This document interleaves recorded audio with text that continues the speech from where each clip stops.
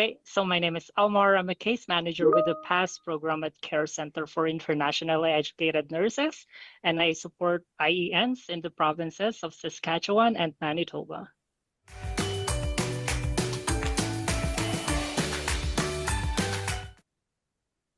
So I guide IENs in their nursing registration and pathway. I support them in their professional development, connect them with resources and support like settlement services, and most importantly, provide employment counseling, which helps them land their first job in their province.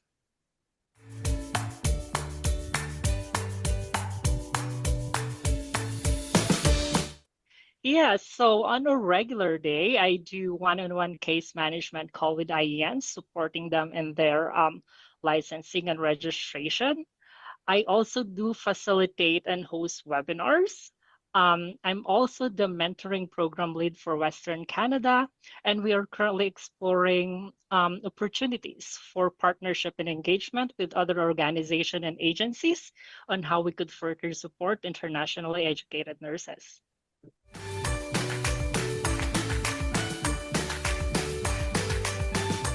So IES should take advantage of the one-on-one case management because this is very personalized and we guide IENs on their journey. We help them on their the validation of their documents and kind of guide them or lead them the right way on how to be licensed in their province.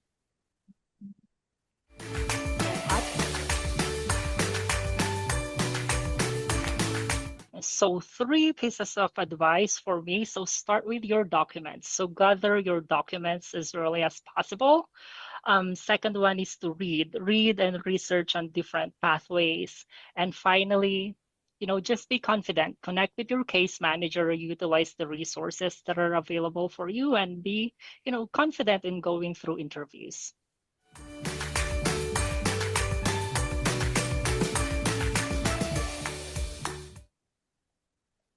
Oh, yes. So I think the most challenging part of their journey is finding that job or landing to unemployment. And so there are a lot of resources available for them.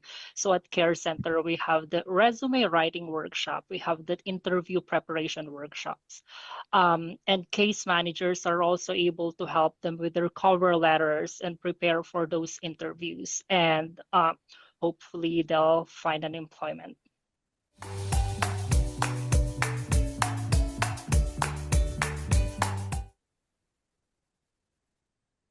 At the end of the day, the most rewarding for me is when someone recognizes that you help them and they just said, a simple thank you note and saying thank you for helping me.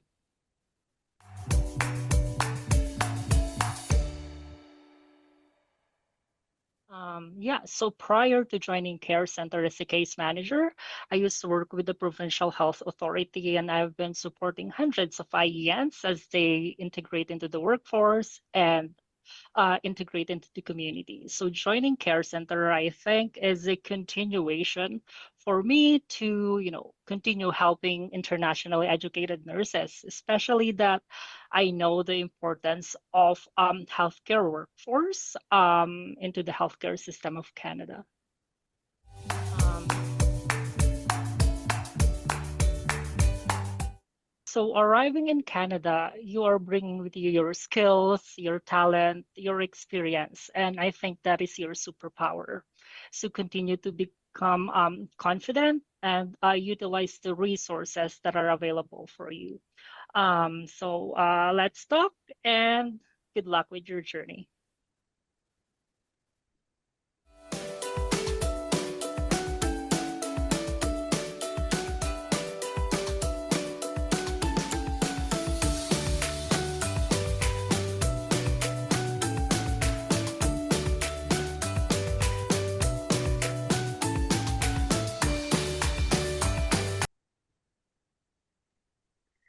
Thank you, Almar. I I'm not sure if Almar is on the call. So thank you for this very insightful message and for all the great work that you do wherever you are in Regina, and also the meaningful and impactful work that all the colleagues and partners and stakeholders are actually supporting the IENs.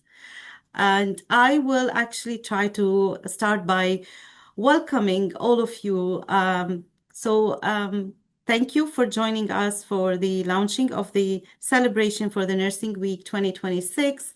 Greetings to everyone joining us from coast to coast, and a very warm welcome to those tuning in from across the globe. And I see on my screen a very kind of long-standing colleague and friend, a distinguished speaker who is Michael Villeneuve. But I would leave the introduction for my colleague Meghan Wankel to introduce you in a few minutes. But I want to actually thank you for being with us today and to as well inspire us with your leadership journey and with all the support you contributed to the nursing profession. I always like to introduce myself as an internationally educated nurse, and what a great honor as well to be here today. I'm an educator, a mentor, and I've had the privilege of walking alongside nurses at many points of their journeys, supporting IENs as they navigate new systems, nurturing the next generation of nurses, and collaborating with experienced clinicians, leaders, and researchers who continue collaborating with to influence the future of healthcare. Through all of these experiences, one truth remains consistent: the strength, the compassion, and resilience of nurses is unmatched. And I'm a lived experience of all of this. Being a bedside nurse, being an educator, being navigating my career pathway in a new country with as well a kind of a new healthcare setting. It's all resonates with the theme and the spirit of this nursing week. It is both a privilege and an honor to be with you today as we launch the Nursing Week and celebrating all nurses and all nursing allies who supported nurses in actually caring and taking care of the communities, especially as I step into my role as the new executive director after succeeding a legacy leadership of Dr. Ruth Leigh, who decided to retire, and today she is on a cruise somewhere in the world. So thank you. And I don't want to actually, I can go on and on, but I just want to say this year's theme, the power of nurses to transform health, IEN's leading the way. It's very timely, and it's very kind of an honor to me as well to announce that we launched the publication through the Journal of Nursing Leadership, leading the way to successful internationally educated nurses integration. So to my colleagues, this article, which is launched today, it's another actually kind of celebration for us. And it's the issue number is 38.4. Please look at this publication released through Longwoods through the Journal of Nursing Leadership.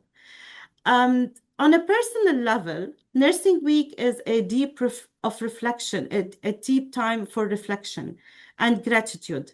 I think of all the nurses who inspired me, who mentored me, and who showed me through their actions what the true leadership, empathy, and service will look like. They shaped not only my career path, but my sense of purpose and commitment to the profession and to the communities that we serve. Professionally, Nursing Week is a time to affirm our shared vision. It's about honoring the critical work we all do. And when I say we all do, it's the nursing and the nurses and the nursing colleagues. often behind the scenes, often without enough recognition, and ensuring those contributions are seen, valued, and amplified. So that's what our actually kind of voice is, that we give ourselves a tap on the shoulder to celebrate together, to encourage each other, to take this moment and pause and think about this well-deserved recognition for the Nursing Week. A quiet but a powerful reminder that the work you all do is not only essential, it's transformative. And that's the power of nurses, to transform.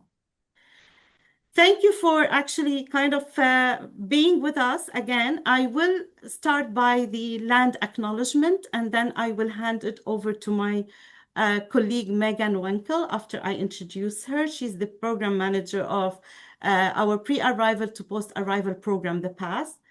We acknowledge that we are gathered on the traditional territories of Indigenous peoples who are the past, the present, and the future caretakers of this land that we call Canada. And we are all actually immigrants on this land. We acknowledge that we are gathered today virtually with participants attending from coast to coast to coast on the ancestral and the unceded territories of the First Nations, Inuit, and Métis peoples. We respect and affirm the inherent and the treaty rights of all Indigenous peoples across this land. We recognize that we each have a role to play in the path to decolonization, and to ask you to now take a moment to reflect upon the acknowledged the harms and the mistakes of the past, and to consider how we can each in our own way move forward in a spirit of reconciliation and collaboration. So let's take a moment and reflect.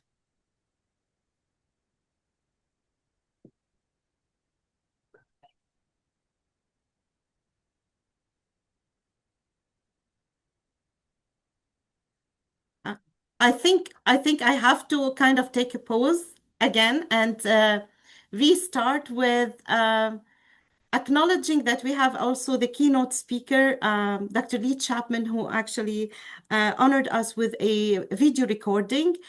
She is unable to be with us on the call due to all the kind of the celebrations going around the country, but we are so thankful and grateful for the message that she shared with us. So before moving forward, I would like to introduce Dr. Leigh Chapman, the Chief Nurse Officer of Canada, named in 2023 as the one of the Maclean's top 10 healthcare innovators and as one of the 50 most influential Torontoians.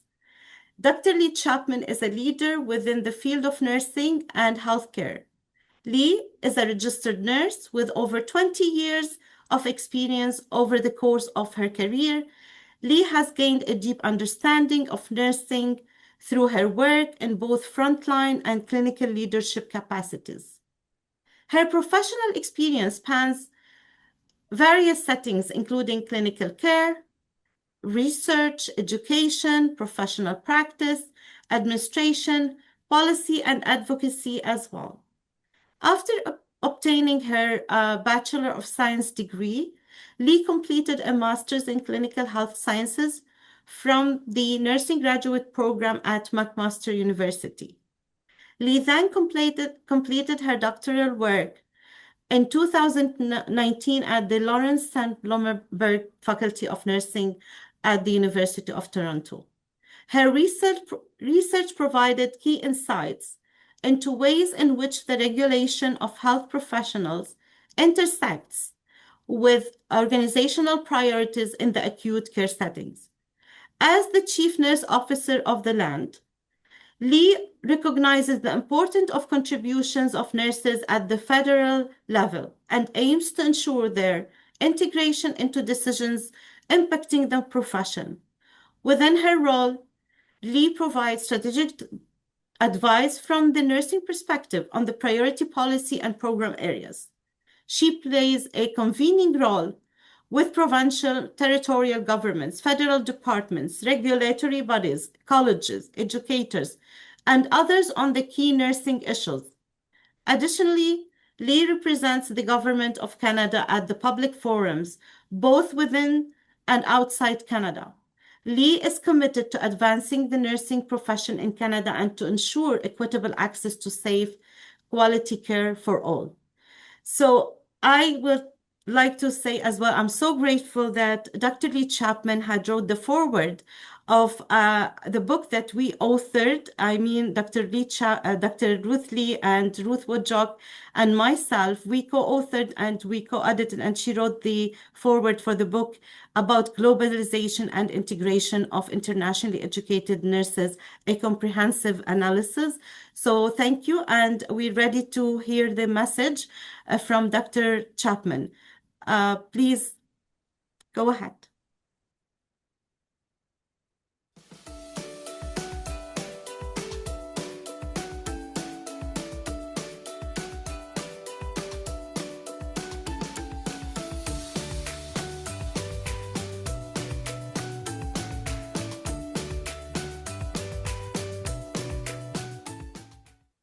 Hello, everyone. Bonjour tout le monde. My name is Leigh Chapman, and I'm the Chief Nursing Officer with Health Canada. Je suis l'infirmière en chef du Canada. I'm delighted to be wishing you all a happy Nursing Week. This year, the theme for National Nursing Week is the power of nurses to transform health. And when we think of internationally educated nurses, you are choosing Canada to transform our health systems from coast to coast to coast.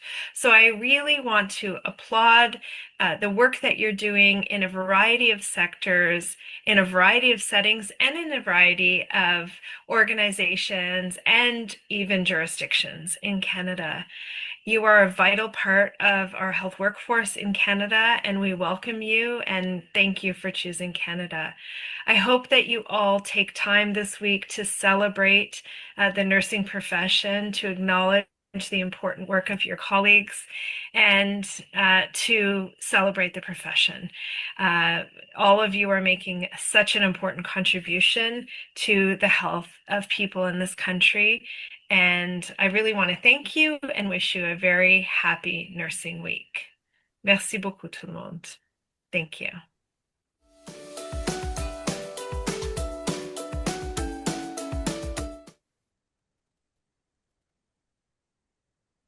Thank you again, Dr. Chapman, and wonderful words. Always you inspire us. And I just met Dr. Chapman last week at the Arnfu gala dinner, and it was always a pleasure as well to be surrounded by her kind of kindness and her humbleness.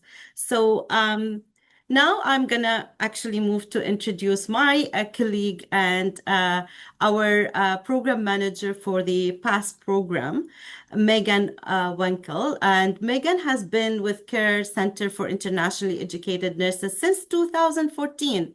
So, and has managed the agency's past program pre-arrival, which was pre-arrival only. And as of April 2025, April 1, it's now post-arrival pan-Canadian. And actually, PASS has provided case management and supports to over 2,600 internationally educated nurses from over 140 countries from the world. So we're so global. And this is not in the script, by the way. This is me. I'm adding my own kind of passion here.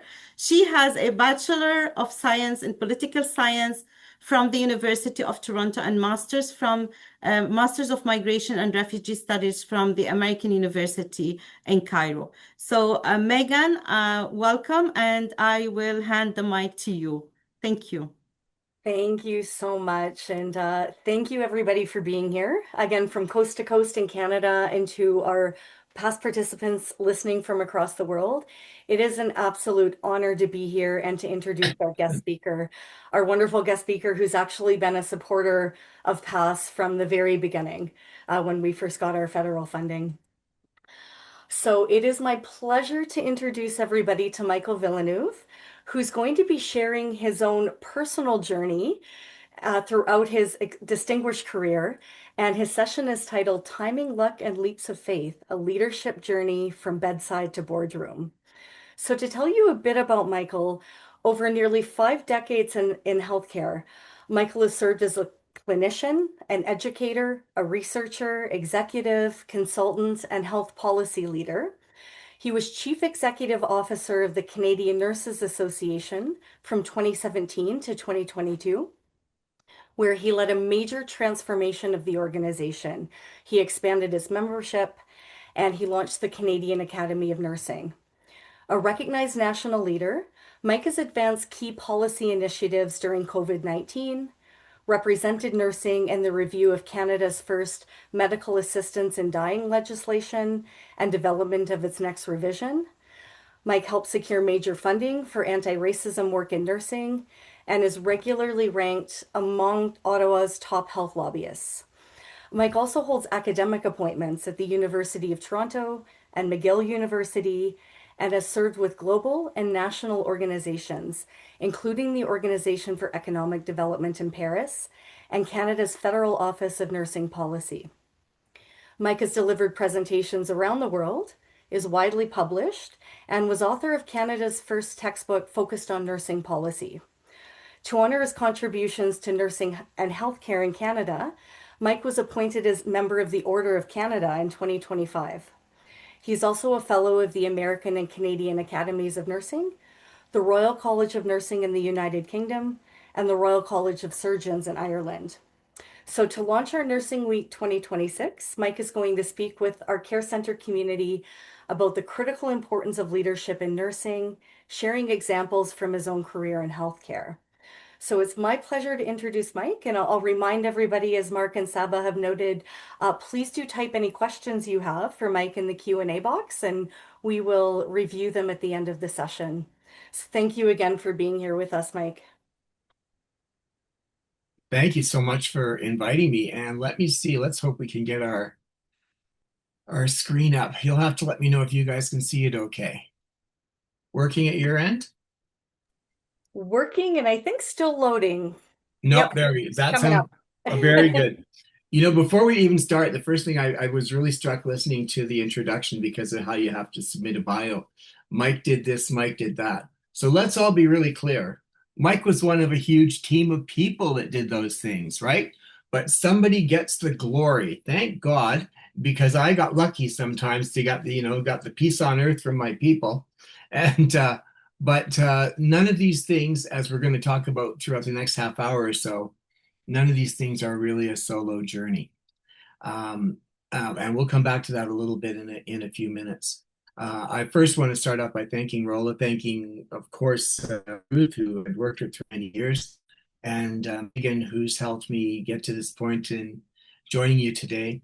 And I can share with you that Ruth Leigh, who you just heard, if you don't know, had just retired.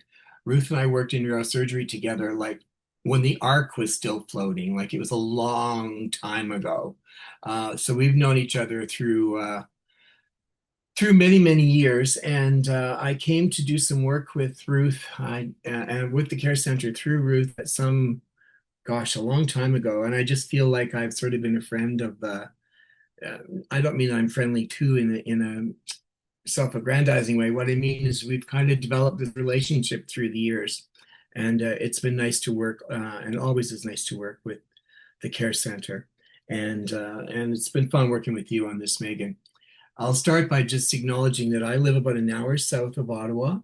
I'm in Algonquin and Anishinaabe territory, traditional unceded territory, and I was telling Rolla earlier that this might be the picture you saw at one point, but this is my backyard.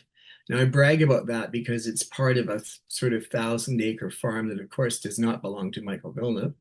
It is my neighbor's farm. My 1 acre in the middle of nowhere has this view out the back. So I'm very, very blessed to see the different crops at different times of the year. So you are a little bit more aware of the land. And then I think because of the ask of Mary Sinclair during the the Truth and Reconciliation Commission, that we pay attention to the land, and we who are not Indigenous understand that others have walked here before, for example, and treat the land a certain way. I think it's really changed my thinking a little bit. I've lived out here since 2007, and you start to see yourself more as a guardian. You know, you're a renter than an owner, even though I own the house and all the junk in it that nobody will ever want. The land will go on long after I'm gone. And as someone who drinks the water from underneath my house, I have to say it does cause you to be a little, you know, to pay a little more attention to what you put into the earth, and, you know, even things like, do you put bleach in your toilet and those sorts of things, because you're going to drink that. The little terrorist in the picture is my 1 year old puppy. That was her sitting in my small orchard last fall. And if you notice, she has come already a couple of times looking for attention. She's like any other 1 year old of any species and requires a lot of time. I have an older dog here too who is not interested in her at all. And if I get a little paw on my shoulder during all this, I hope you'll forgive me. I had the great honor of receiving the Order of Canada in 2025, which came at me like a bullet out of nowhere. And when Meghan, pardon me, asked me to, you know, this was sort of a culminating reason to have this discussion, I didn't know what am I going to talk about? Talk about yourself for 40, you know, I mean, ugh, who wants to hear that? So I really gave a lot of thought to, I tried to give thought to what we might talk about today, but I will share one early lesson about, I think, what a lesson of a good career, which is the ups and the downs. So it was an late October morning, and I was in a bad mood. And we were working on a very important national study on racism in nursing. And it's been very, very tough writing and analyzing, and it's just been a hard project. It's been 4 years long, and you want to get it right. It's going to be a landmark study. And, you know, a topic like that is going to draw attention, and you want to get it right. And anyway, I was in a bad mood that morning for whatever reason.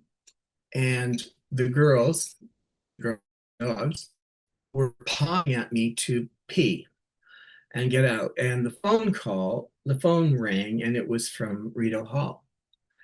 And I have been a nominator of somebody else for the Order of Canada. And I thought, oh, they must have a question about the, you know, this person's nomination process or something. Anyway, the question is, would you accept the Order of Canada? I nearly fell off my chair. I couldn't believe it. It was never even in my mind. And at this very same time as this, you know, the honor from your country was what really struck me. I don't know, it was just overwhelming. But in that very second, the same thing has happened and the whole rest of my career happened, which is the girls had to pee.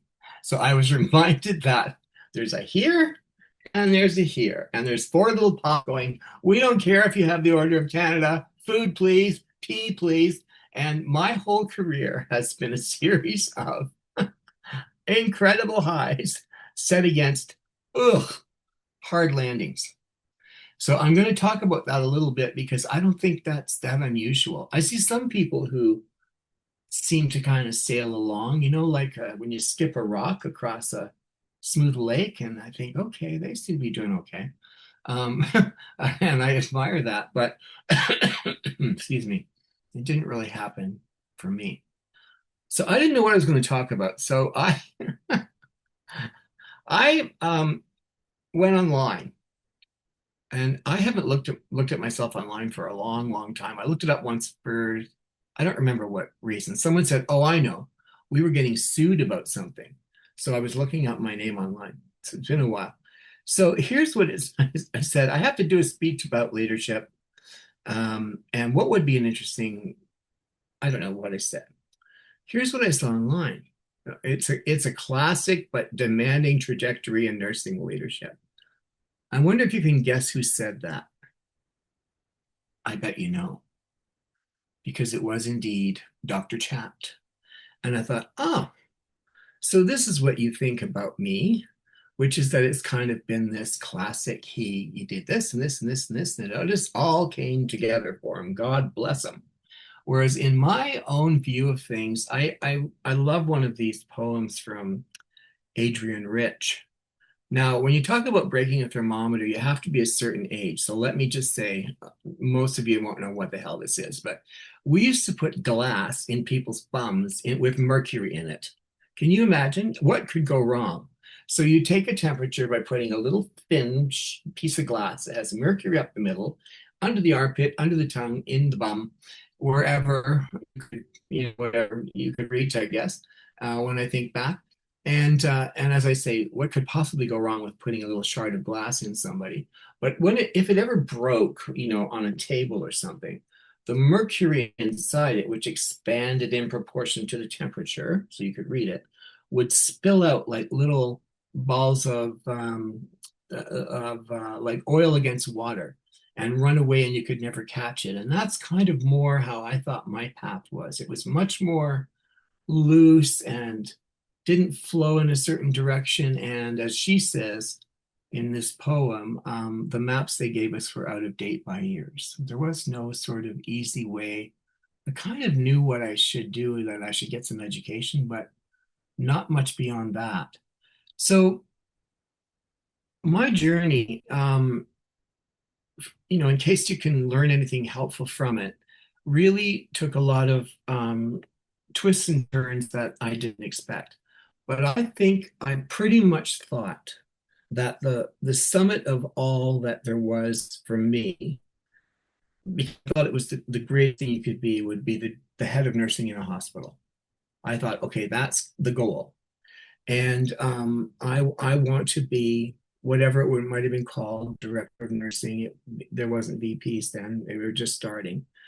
But, basically it probably would have been the head nurse would have been the first title, and then there would have been a director, and maybe some kind of director of all the directors in a big hospital with lots of divisions. And in my mind, I thought that's going to be the career. But things happen along the way, and I'll talk about a couple of those. And sometimes I asked Chat GPT to draw this for me too. I gave it a lot of parameters. I didn't do the painting, obviously, but I kind of thought it did an interesting thing when it had this little chasm in the middle here and a little rickety looking bridge over it to go in other directions. And way down at the bottom, you might have had to walk through the water and get to even a third direction. And by the time I got around the middle, let's say where that bridge starts there on the left side, I had already done some teaching. Thought, well, that's interesting. I taught at night, and that's a great thing if you haven't done teaching before. Teach critical care courses, teach hospice care courses. Those colleges are always looking for good clinical nurses to do that. I had done some research, and I'll tell you quickly about that in a few minutes.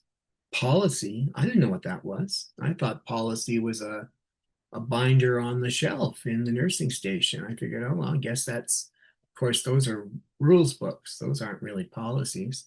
But I didn't know. Like, if someone said to me, I was working at Sunnybrook at the time, which is a big tertiary care adult, well, it's got kids in it now, I guess, but it was all adult at the time, hospital in Toronto. And if someone had said to me, how did Sunnybrook get there? Oh, good question. How come there's 1,140 beds, not 900 beds, not 1,600? Like, I wasn't tuned in at all that there was a world of decision making. I was just going to charge through, be smart, be clinically good, and be in charge of nursing. What an ego, eh? What an ego. Anyway, that's kind of where I thought the career was going to go. And I was very wedded to my work in the area of neurosurgery and trauma and those kinds of things.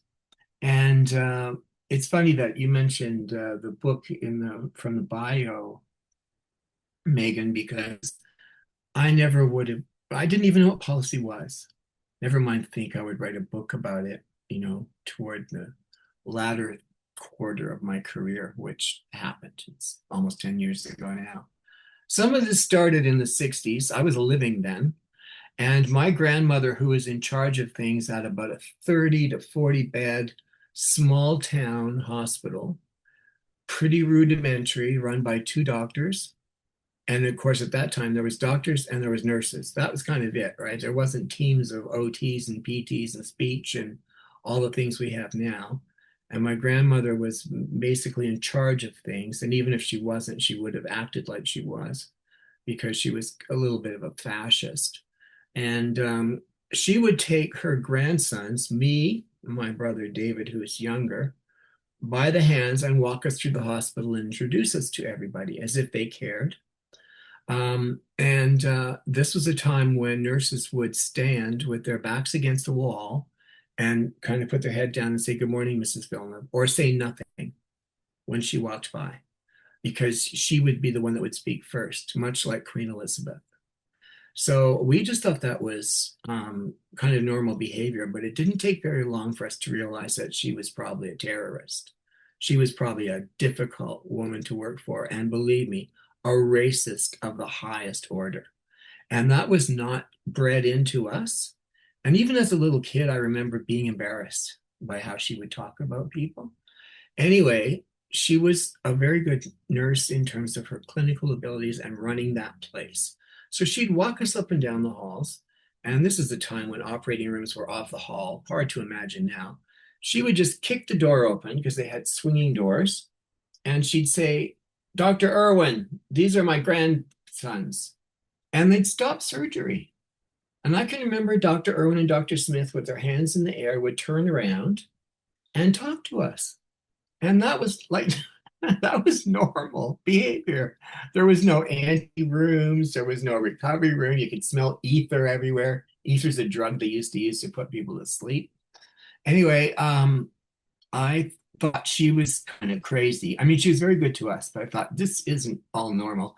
But I thought, what are those guys doing? Guys, of course, because there wouldn't have been any women in there. Women nurses, male doctors, all the, traditions. And little boys in the 60s didn't say, "I'm going to be a nurse," because that would have meant all kinds of things were wrong with you. So we didn't dream those dreams at that time. And I didn't understand what nurses did because they were women, right? Women did nursing, boys did medicine. But I remember thinking, what the hell is going on behind that door? And what happens when the door closes? I want to know, and I want to do what they're doing. So flip along a few years, and I'm into my teens, and I get my first job, summer job, that a friend's mom got for me. She was an emerge nurse, and she said, "You could work as a orderly." Now it would be a PSW, sort of, or an attendant, or there'd be different names for it. And you'll make a lot more money than you're making working at the Bay, because the Bay, if it paid $2 an hour, being an orderly paid 4 or something, I don't remember, but it was a lot of money. First day, 1978, and I'm in emerge. And so now I'm in the place that kind of always fascinated me. And I wasn't there 2 hours, and I thought, I've made a terrible mistake. I had oriented my whole career to want to be a doctor. And as soon as I saw what the nurses were doing, I went, "Oh God, I picked the wrong thing. I want to do what they're doing." And I never, from that day, ever thought about medicine again. And that was 1978. So that's coming on 48 years of a really remarkable journey with lots of, kicks in the ass along the way, because I'm normal like everybody else. I got to watch the time, or Meghan will have a total nervous breakdown and throw me off the phone. That directed me then into away from medicine and toward, I was already in university doing science, preparing for pre-med like every 50 million other students do. And then applied to nursing. Didn't get in the first time, by the way. So if it doesn't happen, try again, try again. Imagine the gall they had to not accept me into nursing. The cheek. Anyway, I didn't get in. I don't know why. It doesn't matter. But I finally got in. And then the first part of the career was really very focused around clinical development. And I'm going to show you something else here that has a lot of words on it that I left in it on purpose from chat. So let me explain. I told ChatGPT what my jobs had been. So look at the 1, 2, 3. Just look at those. That's what I put in. Look what Chat added. Grow, lead, impact, a path of purpose, a future of possibilities. It's almost like they're banners around my house. I promise when you come here, there's no such thing. Every step forward makes a difference. Nurses make a difference. All this is true. But I didn't say that to Chat. I said, I need a graphic to try to make the career path look a little bit more interesting. No. So what I got was compassion, expertise, leadership, impact, educate. Well, honest to God. So this was part of my lesson for you today. If you have not used ChatGPT, you must try it. It's a lot more fun than PowerPoint regular slides, but you have to edit it. Now, what I was going to do is take all this out, but I thought, no, I'm going to leave it to show you because it's actually quite pretty. And if you were looking for some interesting, you want to boost your thinking, that's not bad stuff. But who would do a speech about themselves and say, a path of purpose? Look at me. I didn't intend it to be like that. But you can see I did, maybe this is where they chat concluded I had a sort of standard path. I don't know. But I did the normal kinds of things from staff nurse to in the ward area to the ICU. And then I became the clinical instructor. They had those then. A nurse clinician, which was kind of a mini clinical nurse specialist, got a master's degree, became a CNS. And then one day they were firing managers then, as they still do a lot in healthcare. And they said, could you step in? And I said, sure, meaning 6 weeks. And it was 5 years. 5 years of hell, by the way, but we won't get into that. Along the way, I got not waylaid. I made a choice to make a sort of lateral move and did 1.25 years or so at God's Lake First Nations as nurse in charge. So I had a very interesting outpost community emergency experience. And I also did 3 years as leader of work-life research unit focused on nursing work life at the University of Toronto, where I met researchers from across the country who at the time I thought, well, whatever, they're nice people. No idea how that would shape my career in going forward. And all of this, by the way, this is over 20 years or so. So this is a long slog. And lots of little teaching jobs and volunteer work along the way. So that was kind of the first part. And I say that because I get all kinds of trouble now with certain managers on the phone, maybe, or on the call. I'm not one of the people who thinks that you can manage every job in the world having not ever done the work. I think I think there's a value in having been around what you're managing and teaching rather than just coming to it cold. And so I think this, however I did it, and whether you agree or not agree that this was a smooth move, I had seen clinical care and managed it and had to do a budget around it and had to do staffing and had to do conflict management. Plus I'd had to actually deliver the care and talk, as a CNS, had difficult conversations with families whose children were quadriplegic or brain injured, or like, there was all kinds of things that this brought me this wealth of experience that I never really understood how much it was going to help me. And if you remember that bridge over the chasm, that first picture, one day, as my sister says, you're uninvited from the project. And the golden boy who thinks that he's got the world by the tail is asked to perhaps step away. I had a great body then. Isn't that a fabulous picture? That's an actual photograph. The only difference is I wasn't smiling. It was awful at the time to be told we've had half a year. And thanks for coming out. And I went sobbing to different people, Gail Donner in Toronto, Dorothy Wiley. Dorothy was a very well-known, famous nurse leader, who had managed many, many people. And I often share the story that she said, like, so they fired you, did they pay you? And I said, yeah, they paid me. Well, then what are you complaining about? Shut up, move on. like she had no time for people get fired at admin. Shut up. So it actually helped kind of, if you ever get fired, it's terrible at the time, but it's not terminal. It's a kick in the ass. Anyway, out goes Mike, and then he starts to sit around and sob. And what am I going to do? And I didn't know what to do. And I couldn't think of a job. And here was another lesson. If you get removed as, let's say you're the director of nursing. And I've had this, because people come and talk to me sometimes, they want a bit of advice. You get fired as the director of nursing, or you get fired as I did from equivalent of what would have been the head nurse, the patient care manager role.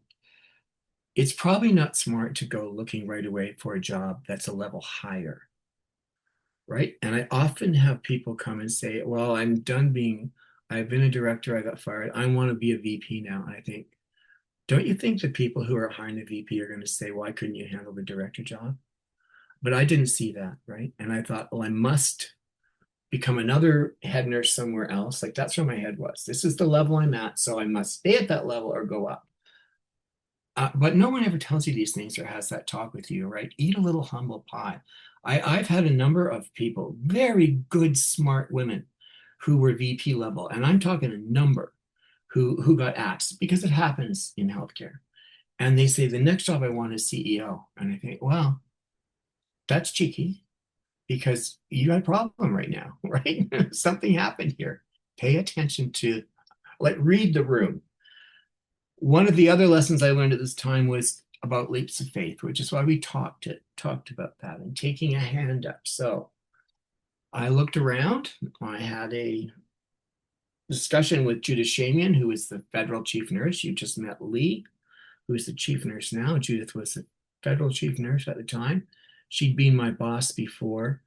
We crossed paths somewhere. She didn't know about what I was doing. I didn't know what she was doing. And she said, oh, I'm looking for somebody in Ottawa. I was in Toronto. You want to come and work for me? I said, yeah, of course. And I was quite literally moved into Ottawa 4 weeks later. Completely away from clinical, completely away from my mountaintop of being the head of nursing in a hospital, and into a very uncomfortable, kind of shook my confidence kind of job into the world of public policy. And so you're moving then from a clinical program focus to a sort of systems level. I would strongly advise those of you who are interested to not be afraid to try this. But you move then from a sort of narrow program focus, safety, no falls, keep the budget good, good outcomes, to a much broader focus, away from programs to policy. And in the case of the job I went to, from a local to a national and international level. And it was a really dramatic learning curve. It was very tough for me. But one of the benefits that the deputy minister noted, and so did the assistant deputy minister and Judith, my boss, was you bring with you the angst of clinical and don't lose it. And it was the first place I heard, don't lose, never mind try to bury it, keep bringing it up, keep reminding us of what we're supposed to be doing, which is around safety and numbers and staffing and, workload and all that kind of stuff that makes nurses nuts. And you think nobody listens, because sometimes they don't. During that period of time, I then got loaned to the Canadian Nurses Association. I found myself suddenly for 2 years as the part-time executive director of the Academy of Exec Nurses. And in the end, leading the National Expert Commission. This again happened over 12 years or so. So this is, none of this happens in a few minutes, but it broadened my focus then to understand a bit more about the country. And in a world where Michael Villeneuve makes really stupid decisions, I had one that was interesting brought to me. So this is Paris, and most of us recognize it. Paris is so recognizable. And this is an apartment building on the left on Victor Hugo Avenue off the Arc de Triomphe.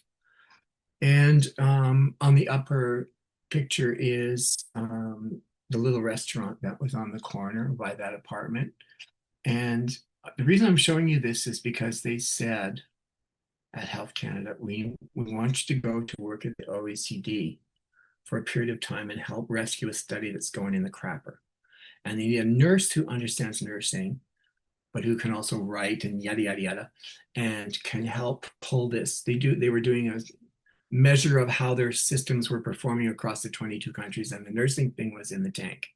So, and I think Canada had said, we're not going to sign on unless we can send somebody and you're going to pay. Michael Villeneuve says, no, I can't do that. Folds his arms. No, not for me. Idiot, right? So why? Because that's my apartment. And I was going to say no. So like finally Judith Shaman came back to me and said, Michael, you are going to Perth. Like she almost had to push me into a plane. Little me, well, I was never little, but I was younger, me, who hadn't flown alone anywhere like overseas, is going to land in Paris, have to speak French, have to get an apartment and a phone and Wi-Fi. And well, it wasn't Wi-Fi, it was cable. And that's the thing you wire into a wall. Don't, all you young people, don't pay any attention. It used to be a thing. Anyway, I finally went. The picture on the bottom is the Paris home of the Monaco royal family. And that's where my office was. And I was saying, no, I'm not going there. I'm not going there. Idiot. It was fabulous. And it changed my whole career. So Judith Shamian says in 1999, I'm going to yank you up, or 2000, whatever. Come on, come and do this policy job. Okay. CNA says, come over here and do some of this work. Oh, I don't know. You need to go to Paris and try it. Oh, I don't know. I'm not good. And I'm really introverted. Like I'm not shy, but I'm really introverted. So all those public jobs have been hard for me. Anyway, needless to say, they paid off. And suddenly you find yourself in a very different world of opportunity. Now, here's another lesson from chat. I promise I won't be much longer, Meghan. Here's another lesson from chat about a diagram. So don't faint when you see how complex this is. What I asked it to do, focus on the middle. I said, I want to show a diagram with a leader in the middle and the 5 domains of practice, right? Clinical, teaching, admin, research, and policy. And I kind of want to be able to say to this group, look at the top. 5 domains, 1 leader, national impact. I started to laugh. Who would put that? Integrated expertise that drives change and shapes the future of healthcare. So, and all the pieces on the left side stronger together, right side greater impact, bottom executive leadership, all these words, I didn't put any of this in. So I would advise you, I left it, as I said, on purpose like the other one, because you need to practice with AI and you need to see the kinds of things it can do. This would probably be a good slide if you were talking about, in general, what is national level leadership like. That might help. The one thing that I think that it got right, though, in the bottom is the words where it said set the vision, influence policy, advance the profession. That's kind of like what they want you to do at CNA. Drive equitable, high quality healthcare. But the one that's missing is be accountable. And I think the thing I didn't understand totally about the job of a executive is that in nursing, just like in anything else, people ultimately want someone to be in charge. So when they can't figure out what to do, if they can't figure it out at the care center, they can't figure it out at RNAO or their hospital or somewhere, they eventually go, rightly or wrongly, they go to CNA. Say, how come this happened? We got that during the issue of racism. Why aren't you doing, well, suddenly now you want CNA to do things, right? So, excuse me, I think that it's, people do that in society too. When they don't know what to do, they expect the prime minister to fix it. All kinds of things where the prime minister has no authority to all. Pardon me, I've got hiccups. So during this time, I can't see this because the little pictures of us are blocking it. But if I remember it correctly, during the time at CNA, apart from running the business, we had suddenly a new legislation where you can now smoke cannabis legally, and there's beautiful cannabis boutiques everywhere. It's like Tim Hortons. That was not allowed my whole life. We suddenly had medical assistance in dying in a state where traditionally the only person in the state that could end your life was the state. It was the prison warden, right? Now the prison warden can't do it, but a nurse can. That's a huge change in the criminal code. Boom, that lands on us.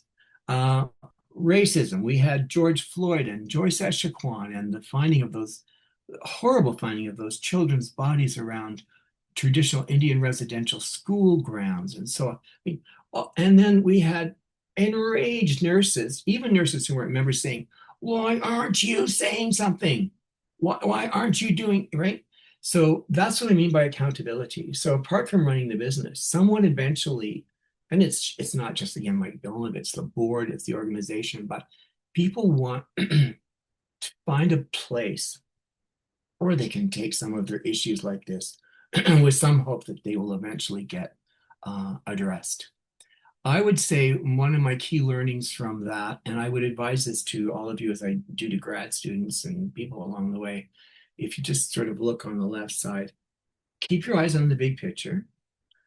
Like, look at the news once in a while, even if it's in the morning. I always used to say to students or other people doing speeches, don't go into a room to do a keynote at 9 o'clock in the morning and not know that the prime minister died or that got fired. Like, you do a little look at the news before you stand on the stage, because you could look like an idiot and say something completely wrong. So you have to have this broad thing, and on the right you have to have pretty broad knowledge.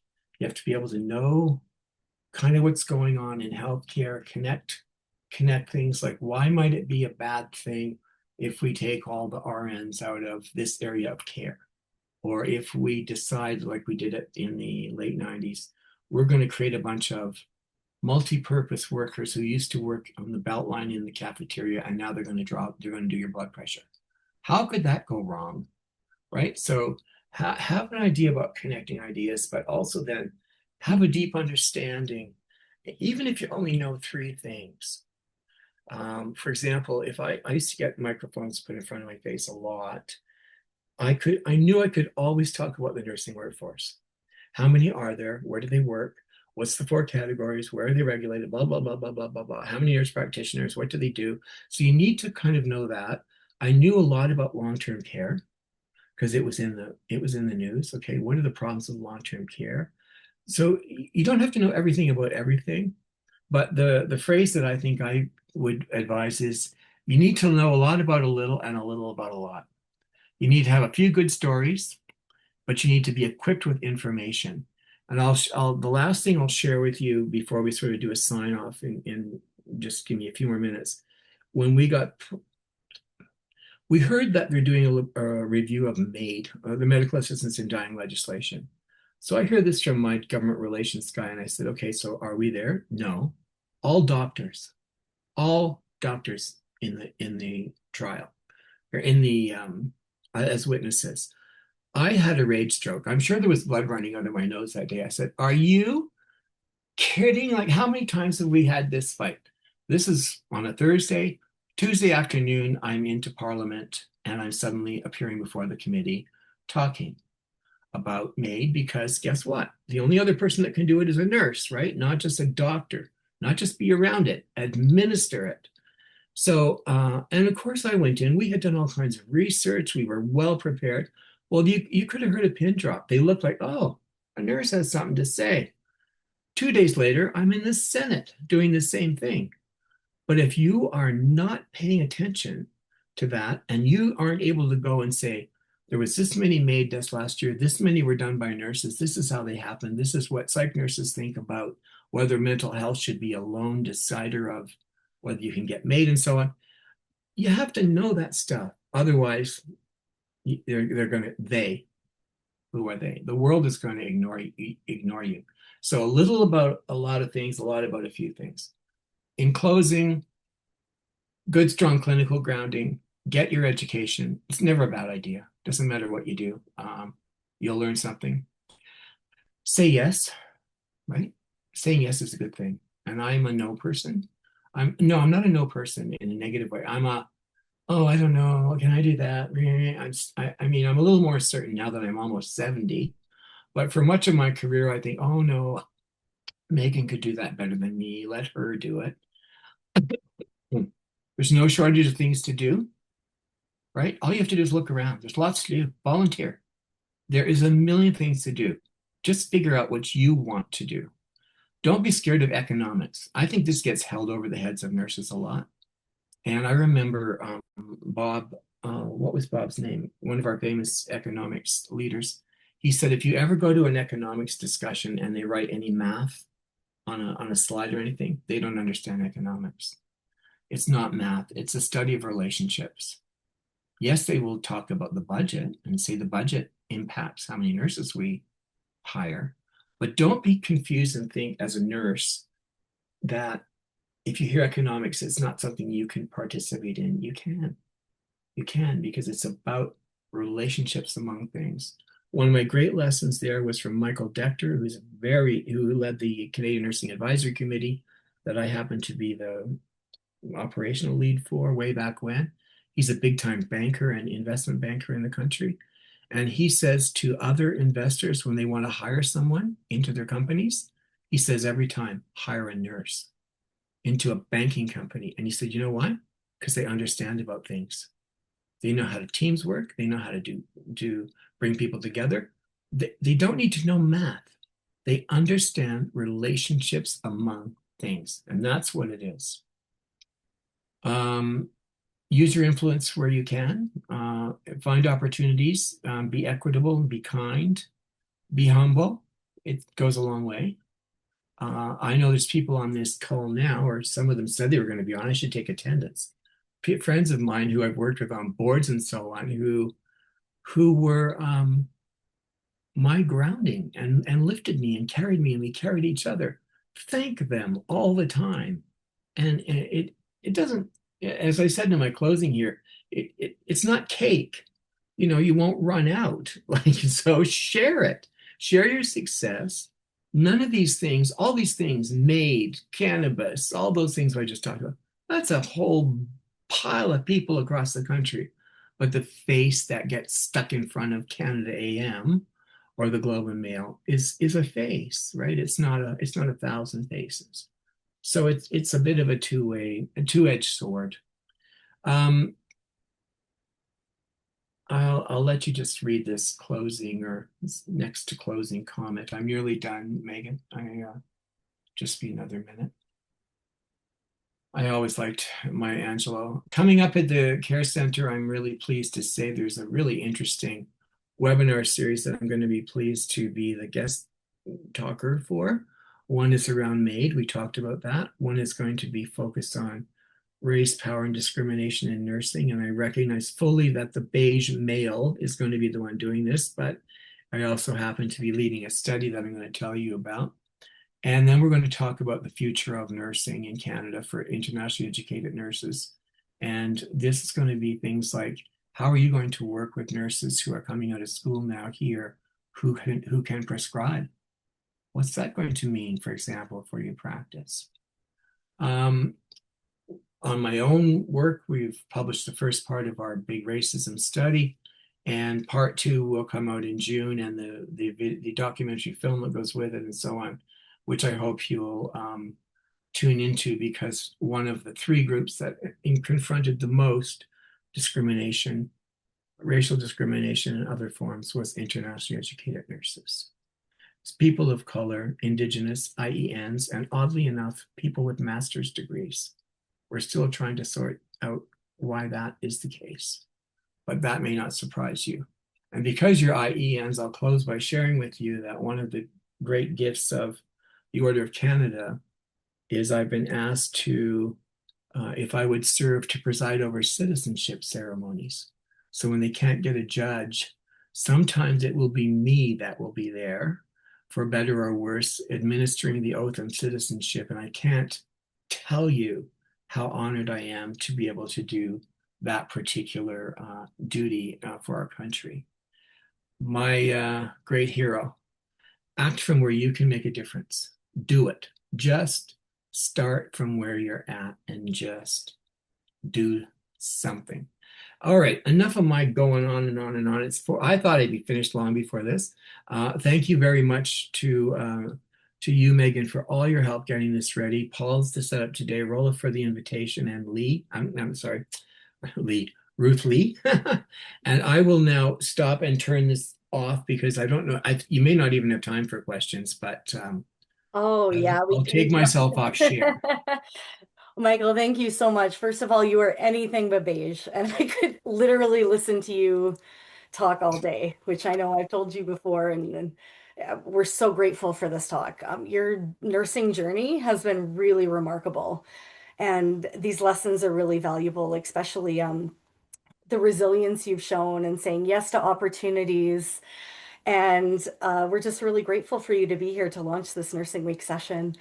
We have some beautiful and thoughtful questions in the chat, which I will read out, but I'd like to actually start with a comment or question from our Executive Director, Rolla. It's not a question. I want to give the time for the questions, but I want to actually send another sincere and heartfelt gratitude to you, Michael, for being here today. It's such an inspirational journey, and I resonate with the leap of faith as an IEN myself, and as well, I would say an emerging leader. I'm still kind of into the leadership and executive. I'm learning every day. I'm inspired by many of leaders like yourself, and it's always in the back of mind, like where do I start? Is it like the policy? Is it the impact we make? Is it the bringing the allies? Is it the research? Is the education part? So I would say everything that you mentioned resonates, and it will bring this kind to the IENs. Think about where your impact is, where you start. Is it like the impact on your own journey to accomplish where you're heading with all the setbacks? Just as we say, just kind of remove the dust and move on if you are in this kind of journey where there are all of these challenges and barriers, and take the next step into the leap of faith, because look at the journey. It's so exciting. It brings a lot. It contributes to the Canadian healthcare system. And I'm so actually grateful and happy for these opportunities, and for you, Michael, to be here, and for many of our actually colleagues on the call as well, sharing and contributing and also engaging in such a meaningful week of celebration at Care Center and I'm so interested as well to look into the work that you have done for the research and for all the work that you have done for us at Care Center to be part of those as well workshops. So thank you again, and I'll give time for the Q&A. Thank you, Meghan. Thank you. Thank you so much, Rolla, and stay tuned, everybody, for the workshops. We're so excited about the professional development sessions Mike's preparing for us. I am so pleased to read out these questions. Mike, our first question to you is, how do you maintain compassion without becoming emotionally exhausted? I'm not sure if I did. I think that part of being tuned in like that is there is a bit of a price. I think in terms of the cost to your soul, if you're actually tuned into things and care about things. I found it took a toll on me to be in those roles, and things, for example, like we had to let people go because of the shrinking size of the organization. Human beings that I liked and had worked with, right? Who you have to go and say, I have to do this terrible thing today. I would be sick for 2 or 3 days before, like sick to my stomach, anxious. So I don't know. I mean, I do, the dogs help because like something like children or dogs or whatever you do, knitting, quilting, running, like taking some time for yourself makes a difference. I also, I've been really lucky to the whoever wrote that. I'm one of these people who can find something quite absurdly funny in even really difficult circumstances. I can tell you no one has ever laughed more than me when planning a funeral. So I have an ability, I think, to maintain some sense of humor through it all. But I do think the cost is high, and it would be false of me to say I found a way. I just had to kind of swallow it, keep going, and sometimes keep reminding myself it's the job. I didn't do this to this person, or they didn't do it to me because it's business. This part is business. I don't know anything. I don't have a better answer, Meg. No, that's a great answer. Self-care is so important and taking time for yourself, and nothing beats a good laugh for sure. It definitely helps. That was actually from Tatiana, and she has a follow-up question. Also, what areas of nursing are expected to grow most in the years to come? Home care and long-term care, right? I mean, we're going to be. Look, I'm the back end of the baby boom. So I'm nearly the end of it, and I'm 67. So all those people are now between 67 and 95, say, or 90, whatever, 90 years old. They all are going to need care. So, or supports. And I think we say home care and long-term care, but we need it to be different. We need a pile more dementia care, which may have to be in more like Norwegian style, little mini apartment group home settings. I don't know. But the other area that I would be getting into if I was young and starting over, there was a beautiful study. I think it came out of McGill. What's going to be the biggest problem for the healthcare system in the next 20 years? And I would have thought, well, it's staffing or whatever. Here's what it was. How are we going to get all those old people around? Mm. How are they going to get to their appointments when they're 90? And we don't have, and their kids live in a different place and they live alone. So some of it's around things like they were already saying, why don't we have drone delivery of groceries and medications already? We have them, they can do it. Why aren't we using it? So I think it's not, when I say care, that kind of care, it's not just the physical hands on your, doing foot care. It's all the things that go with how are we going to keep a huge generation of old people at home? We're still going to need hospitals and critical care nurses, and that's a given. So I would say that, and the parallel piece is how are we going to work? And I've shown you a couple of examples. How are we going to work with AI? Because it's pretty smart and it's getting smart faster. So how do we integrate nursing's caring, loving, compassionate side with extremely faster than us, probably cognitive ability to answer questions and so on? So how will we integrate the two? I'd be looking at those areas. Yeah, that's great. Thank you so much, Mike. And I'll use this as an opportunity to plug. We're actually doing a nursing and AI and patient care professional Oh, development good. session on June 2nd.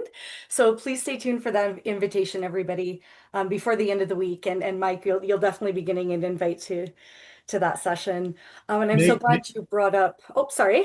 No, I was just going to add, Megan, that Yeah. along with that thing, I mentioned the prescribing. So, Hmm. I think all nurses are going to have to keep in mind for all of nursing practice, what are those kinds of changes going to be? Because I think Hmm. how are we going to balance Nurse Megan who can prescribe when we still need her patients to have a bath and dressings done? Like nurse can't do every single thing. So how are we going to divvy up care among prescribers and so on? And we're talking RNs here, right? Not nurse practitioners, RN prescribers. Um, anyway, let's do another couple of questions. I That's know a good PD session. We will have to yeah, plan.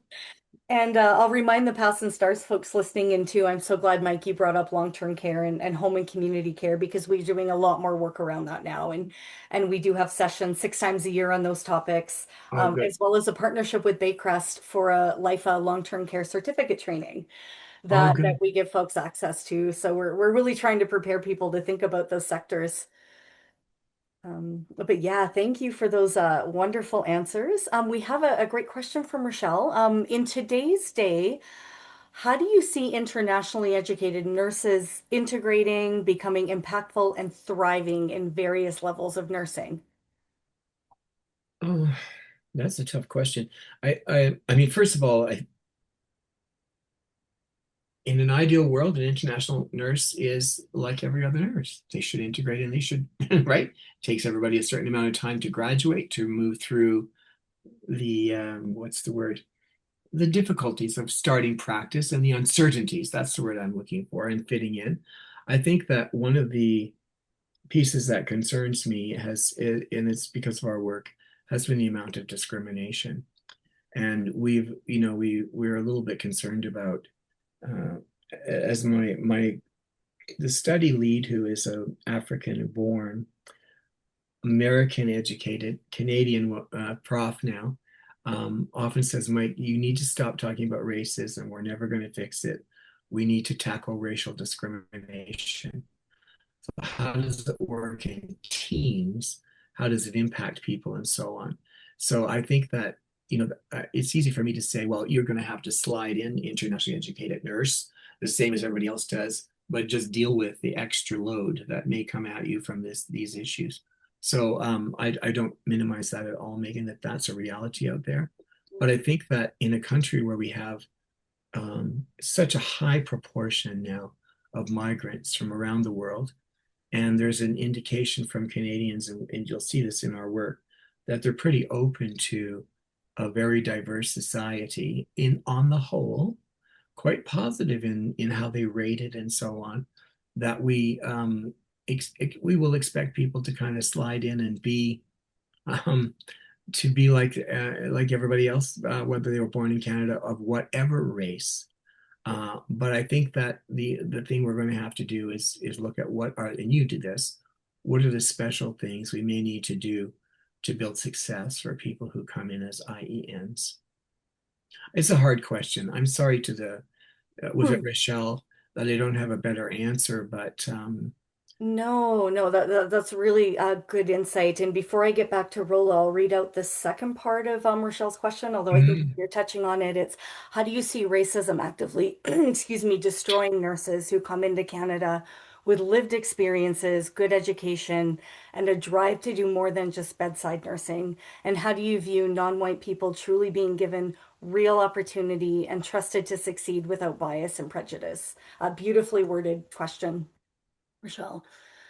yeah, and Rochelle, I would encourage you, and we could talk offline sometime if you want, Rochelle, if it would help. But if you just watch the Canadian Nurses Association site. It's probably going to be published on there this summer. I think we're going to be done around June. We're just doing the final report right now. But here's what I say as a white male who's had a lot of privilege, right? And in these roles, people of color, whatever that is, and whatever, yeah, they're a Muslim woman with a hijab, they are a different color, they are a different whatever. They manage just fine in their country, right? Healthcare systems exist. They can manage, they can lead, they can teach. There's universities. So the notion that that person shouldn't step from India, from a great university, or Manila or Beijing or wherever the hell, and do just as well here is ridiculous. So that is discrimination, pure and simple. And what they told us, I'm trying to think of some of the findings, but some of what they felt happened, Rochelle, they meaning people who had these incidents, was that when they get reported, there's really no meaningful action taken in the end. There's a bit of performative taking of reports, and people wrestled with their union leader, they were union rep, they wrestled with their manager and so on, and didn't really feel in the end that very much changed. And so what one of the things the study will do, because it's the first national study on racism in nursing in this country, and it's going to shine a very unflattering light on what that is and who's at the sharp end. And it's not Mike Villeneuve, right? So all I can say, Rochelle, is you're asking a question where we're right on the cusp of what are all the results? Then what do you do about it? What do you do? And in the video that we did, everybody said almost the same thing. That we interviewed 10, I didn't, but somebody interviewed 10 of our nurses and a lawyer, and they all said the same thing. We know the problem. We know what to do.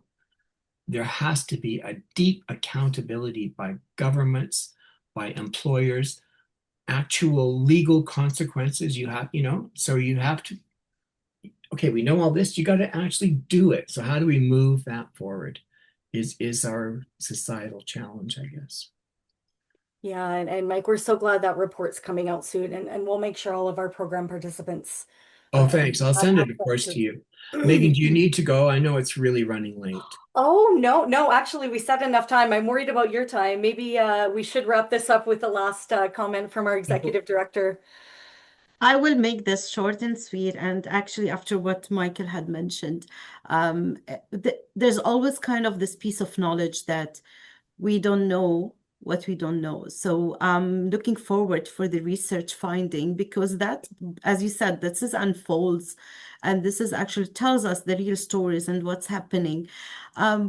Just a thought about this, like we need to keep the education going. And this is, I was reading this environmental scan report from our consultant, which is preparing for our strategic planning 2026-2029 for the organization. And one thing that kind of stuck to me is like Care Center for Internationally Educated Nurses is an intermediary. And by intermediary is like we kind of play a role in bringing all entities together, whether it's an employer, whether it's the government, whether it's the policymaker, and whether education, academia. Education is an important piece because maybe people who are in the front line, or people who are in leadership, or maybe anyone in the healthcare system are not aware of these biases.